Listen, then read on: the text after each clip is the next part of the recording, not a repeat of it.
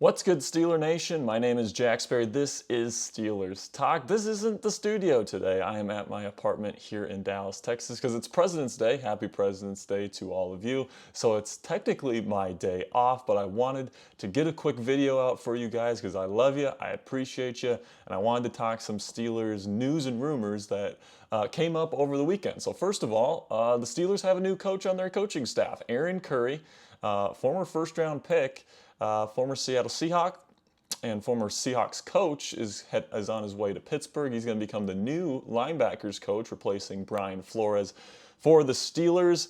And, it's not a flashy hire. It's not like they're getting another Brian Flores, another former head coach, to fill the spot. But from what I hear, he's a good coach. He's somebody that's going to come in. He's going to really be a Mike Tomlin kind of guy. He's going to be pushing the standard in Pittsburgh, and it sounds like it's a good hire. I don't know. I guess we'll see how it works out. But if Tomlin's on board, I am on board.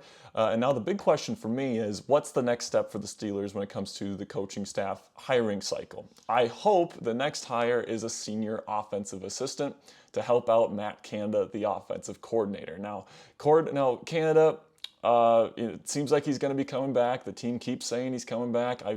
At this point, we just got to keep moving forward with the assumption that Canada is going to be the OC in 2023. But I still think that there are some good coaches out there like Pep Hamilton, like Byron Leftwich, that could come in and be a senior offensive assistant, help him out in the game planning and schematic phases of designing his offense with Kenny Pickett next season. I think that both Pep Hamilton or Byron Leftwich would be a good fit. But as for this weekend, the Steelers did make a hire. Aaron Curry is the new linebackers coach in Pittsburgh. So go ahead and like this video right now to welcome Coach Curry to the Pittsburgh Steelers.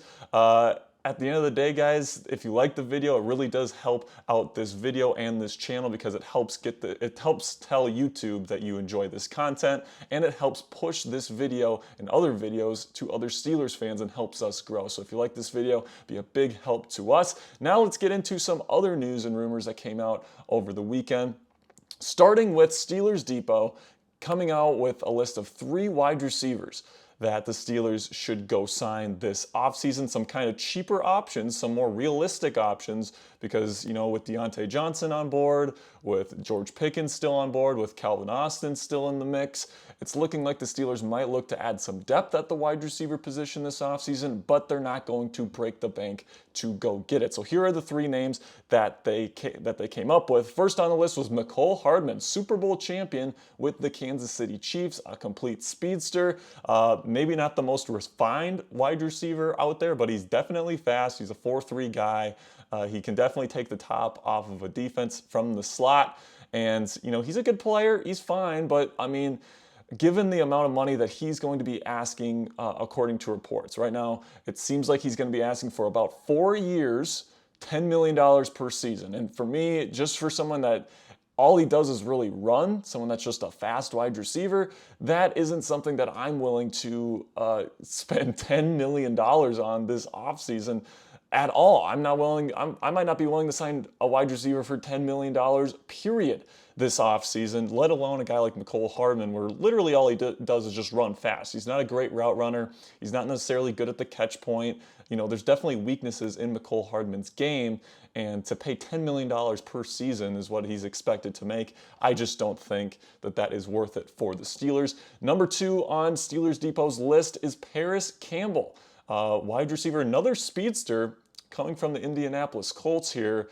And this is another guy that I'm not sure if the Steelers are going to want to go get. Now, it makes sense because, he is a speedster. If this is what the Steelers are looking for, right? If they're really looking for a speedster type slot receiver, and you think Calvin Austin has a chance to not be that guy, then sure, maybe go and get a guy like Paris Campbell. But another thing that scares me is that Pro Football Focus projects that his contract is going to be 3 years, $7.75 million per season. So that's another, that's not necessarily a super expensive contract, but it's also not a cheap deal either for somebody that's pretty much done nothing at the NFL level to this point. He's another guy that's really fast, just like Hardman. He can take the top off of a defense.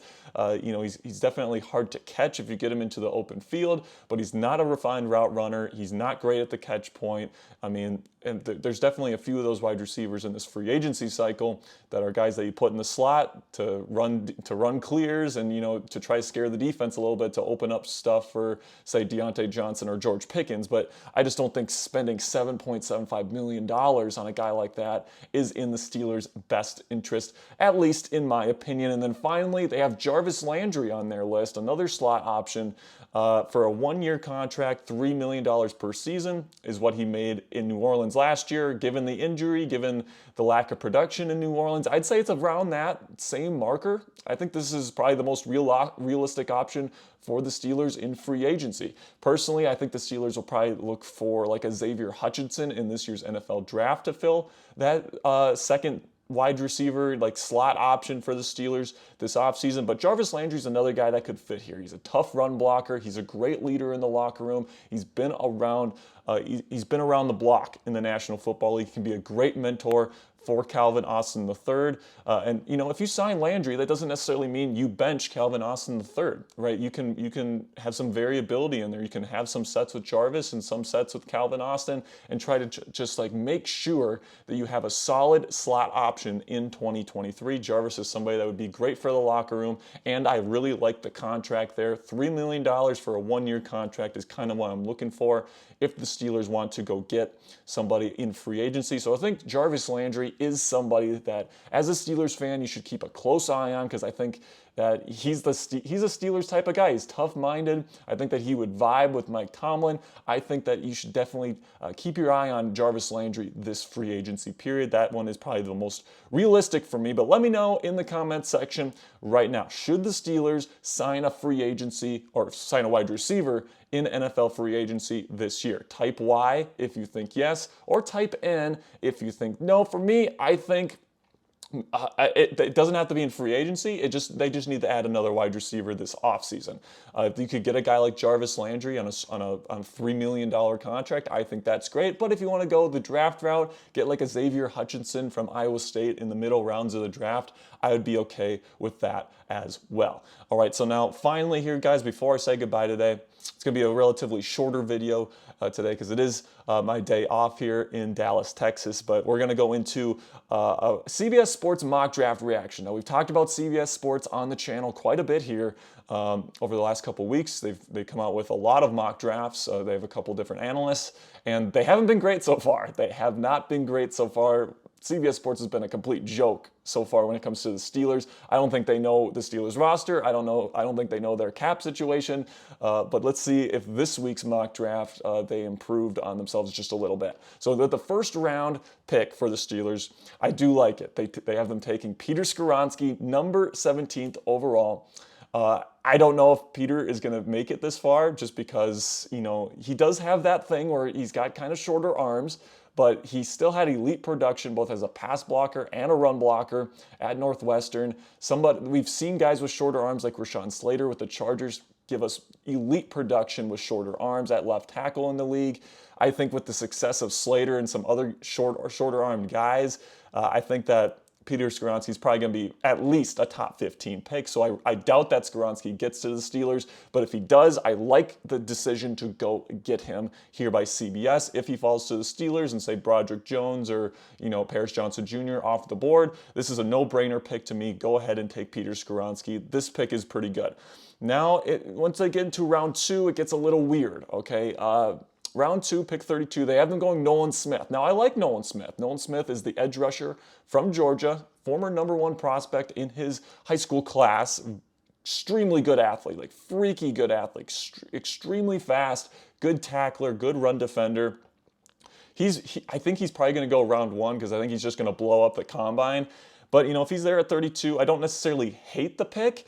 It's just... the second round pick that CBS Sports has the Steelers taking is Antonio Johnson, safety from Texas A&M. Now, where's the cornerback? That's the question here. You go the first 3 picks of the draft, and arguably the Steelers' biggest need is not addressed here by CBS Sports. That's my issue with this mock draft. I don't have a problem with Antonio Johnson. He's a good player. He's probably a top 32 player in this year's draft class. But, picking a safety over a cornerback, in my opinion, is just not okay. It's just not cool. Can't do that. I don't necessarily know who was available on the board for the Steelers here at cornerback in round 2, but this is a pretty darn good cornerback class, in my opinion. I'm pretty sure there was somebody that had a bit more value to the team than Antonio Johnson at safety. Now, let's say the Steelers don't bring back Terrell Edmunds and they need a safety, then sure, maybe go get Antonio Johnson, especially if you get a guy like James Bradbury or Jamel Dean in free agency, right? In that scenario, this mock draft would actually be pretty darn good. But in this scenario where, we don't know who the Steelers are signing, they have the needs that they need, and you don't take a cornerback in the first 3 rounds? I mean, CBS Sports, what are you doing, man? It just seems like every single time that we break down something from CBS Sports, they leave something really, really important out of the equation, whether it be cap space, whether it be team need. It's I like these 3 players that they have the Steelers taking. Skoronski, Smith, and Johnson are all good players. It's just you're neglecting perhaps the biggest need for the Steelers in the first 2 rounds of the draft. I think in those first 3 picks there, in round 1 and round 2 for the Steelers, you have to take an offensive tackle and you have to take a cornerback. You just can't get away with you just can't neglect one of those positions, in my opinion, unless, of course, you go do something in free agency, but in this scenario, we don't know that. So if I'm going to give this mock draft a grade here, I'm going to give it about a C. I like the players. I think the first round selection would be fantastic if Skoronski fell to the Steelers. I like the players overall. It's just you're neglecting the biggest need on the team, which is getting cornerbacks, a true lockdown cornerback for your future. That is huge for the Steelers this offseason. CBS Sports completely neglects it. I think that is something that drives this mock draft down a couple of grades. So I'm going to give them a C, but let me know in the comments section right now. What grade would you give CBS Sports with their mock draft for the Steelers? Remember, in round 1, they have them taking Peter Skoronski, tackle out of out of Northwestern. Second round pick, Nolan Smith at number 32, edge rusher out of Georgia, and then they go Antonio Johnson, a safety out of Texas A&M with their 3rd pick. Grade that mock draft in the comment section below. For me, I gave it a C. I'm just not sure if that's something. If neglecting corner is something I would do. All right, guys, that's going to do it for today's show. I appreciate all the real ones that showed up till the end of the show here. And if you did, go ahead and subscribe to the channel, guys. If you are a true Yinzer, if you love the black and gold and you want daily and free Steelers news and rumors content here on YouTube, we provide that here at Steelers Talk. Usually we are in studio. Usually I'm not here in my apartment. We usually do it in studio. We got weekly live shows on Thursdays. It's a lot of fun with me and Chugs. Last week was fantastic. It's going to be we have a bunch of really great stuff planned for this week. So if you want to get that, if you want to get those weekly live shows plus your Steelers news and rumors coverage all off season long, go ahead and click that subscribe button right now. All right, guys, that'll be it for me today on this President's Day, on this Monday. I will see you guys back in studio tomorrow. Peace.